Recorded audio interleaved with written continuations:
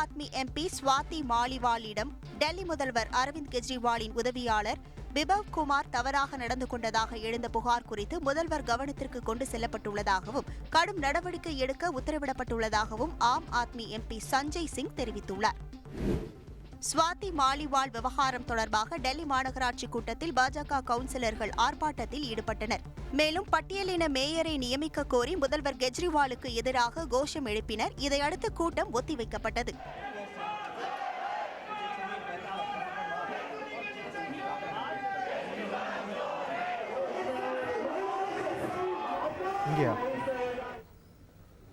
இதற்கான அனைத்து ஏற்பாடுகளும் சிறப்பான முறையில் செய்யப்பட்டுள்ளதாக தமிழக தலைமை தேர்தல் அதிகாரி சத்யபிரதா சாஹூ தெரிவித்துள்ளார். கவுண்டிங் அன்னைக்கு என்னென்ன நமக்கு ட்ரெயினிங் ஏற்பாடு எல்லாம் பண்ணிருக்காங்க, அது சம்பந்தமா மாவட்ட ஆட்சித்தலைவர், காவல்துறை கண்காணிப்பாளர் எல்லா ஏஆர்ஓஸ் வச்சுட்டு நம்ம டிஸ்கஷன் பண்ணிருக்கோம். எல்லாம் நல்லா இருக்கு. ஸோ ஆல் அரேஞ்ச்மெண்ட்ஸ் இங்கே நல்லா இருக்கும். டிஃப்ரெண்ட் டிஸ்ட்ரிக்ட்ல டிஃப்ரெண்ட் ரீஜன். சம் டிஸ்ட்ரிக்ட்ல இப்போ மழையெல்லாம் நிறைய வந்தது இப்போ சமீபத்தில், அதான் சொல்லியிருக்காங்க லைட்னிங் ஆறுது. அதனால ஒரு எக்ஸ்ட்ரா லைன் போட்டுட்டு சிசிடிவி ஸ்ட்ராங் ரூமும் தனியாக ஒரு இது கொடுத்துருக்கோம். ஸோ அதனால அதில் ஃபெதர் கொடுத்து இப்போ அவ்வளோன்னு வாய்ப்பு பார்க்கலாம். வேறு அவுட் சைட்ல இருக்கிற கேமராக்கு அந்த மாதிரி ஒன்று ரெண்டு இது இருக்கலாம். பட் மெயினாக என்னன்னா நம்ம பொலிட்டிக்கல் பார்ட்டிஸ் ரிப்ரஸன்டேட்டிவ் அங்கே இருக்கிறாங்க. Overall it is very satisfied. நல்லா இருக்கு. இடஒதுக்கீட்டுக்கு எதிரான பாஜகவுடன் பாமக கூட்டணி வைத்துள்ளதாக தமிழ்நாடு காங்கிரஸ் கமிட்டி தலைவர் செல்வ பெருந்தகை குற்றம் சாட்டியுள்ளார். இதை விட இந்த நாட்டில் மிகப்பெரிய சந்தர்ப்பவாத அரசியல் எதுவுமே இருக்க முடியாது. பாட்டாளி மக்கள் கட்சி எந்த நோக்கத்திற்காக ஆரம்பிக்கப்பட்டதோ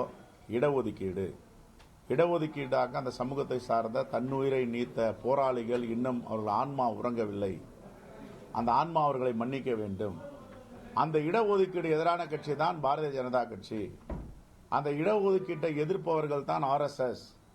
இன்னும் சொல்ல போனால் சாதிவாரி கணக்கெடுப்பு எடுப்பதற்கு முதல் எதிரியாக இருப்பது பாரதிய ஜனதா கட்சி. அந்த கட்சியுடன் எப்படி இவர்கள் கூட்டணி வைத்திருக்கிறார்கள்?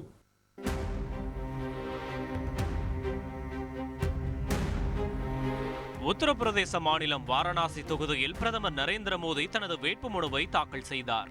2014 மற்றும் 2019 ஆண்டுகளில் இத்தொகுதியில் பிரதமர் மோடி வெற்றி பெற்ற நிலையில் 3வது முறையாக போட்டியிடுகிறார். வாரணாசி தொகுதிக்கு ஜூன் 1ஆம் தேதி வாக்குப்பதிவு நடைபெறுகிறது. இந்நிலையில் வேட்புமனு தாக்கல் செய்வதற்கு முன்னதாக கங்கை கரையில் பிரதமர் மோடி வழிபாடு நடத்தினார். வேத மந்திரங்கள் முழங்க படித்துறையில் ஆரத்தி எடுத்தார்.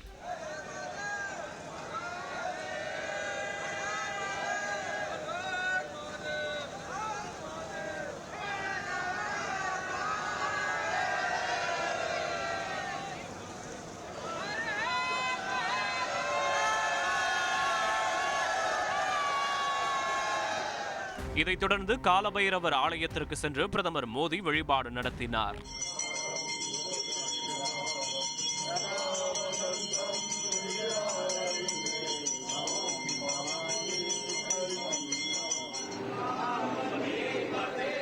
பின்னர் மாவட்ட ஆட்சியர் அலுவலகத்திற்கு சென்ற பிரதமர் மோடி தேர்தல் அதிகாரியிடம் தனது வேட்புமனுவை தாக்கல் செய்தார்.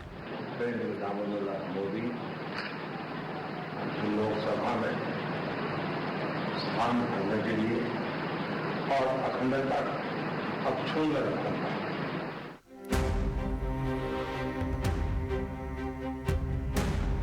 இந்நிகழ்வில் மத்திய உள்துறை அமைச்சர் அமித்ஷா, பாஜக தலைவர் JP நட்டா, பாதுகாப்புத்துறை அமைச்சர் ராஜ்நாத் சிங், உத்தரப்பிரதேச முதல்வர் யோகி ஆதித்யநாத், ஆந்திர முன்னாள் முதல்வர் சந்திரபாபு நாயுடு, மகாராஷ்டிரா முதல்வர் ஏக்நாத் ஷிண்டே, தமாக தலைவர் JK வாசன், பாமக தலைவர் அன்புமணி ராமதாஸ் உள்ளிட்டோர் பங்கேற்றனர்.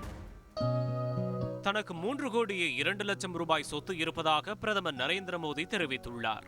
வாரணாசி தொகுதியில் பிரதமர் மோடி வேட்புமனு தாக்கல் செய்தார்.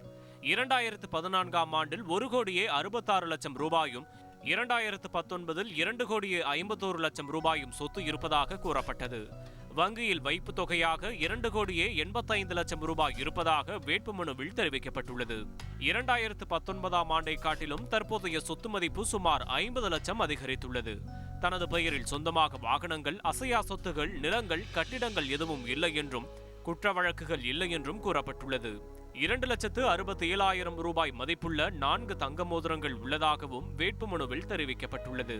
1967ஆம் ஆண்டு குஜராத்தில் உயர்நிலை கல்வியை முடித்ததாகவும் 1978ஆம் ஆண்டு டெல்லி பல்கலைக்கழகத்தில் BA பட்டமும் 1983ஆம் ஆண்டு குஜராத் பல்கலைக்கழகத்தில் முதுகலை பட்டமும் பெற்றதாக தெரிவிக்கப்பட்டுள்ளது. காங்கிரஸ் MP ராகுல் காந்தியின் புதிய லுக் புகைப்படங்கள் இணையத்தில் வைரலாகி வருகிறது. உத்தரப்பிரதேச மாநிலம் ரேபரேலியில் நடைபெற்ற தேர்தல் பிரச்சார கூட்டத்தில் பங்கேற்ற ராகுல் காந்தி தனது குடும்பத்திற்கு ரேபரேலி மக்களுடன் ஆழமான தொடர்பு இருப்பதாக தெரிவித்தார். அப்போது கூட்டத்தில் இருந்த ஒருவர் திருமணம் குறித்து கேள்வி எழுப்பினார். இதற்கு ராகுல் காந்தி கலகலப்பாக பதிலளித்தார். தனக்கு விரைவில் திருமணம் நடக்கும் என்றும் தெரிவித்தார்.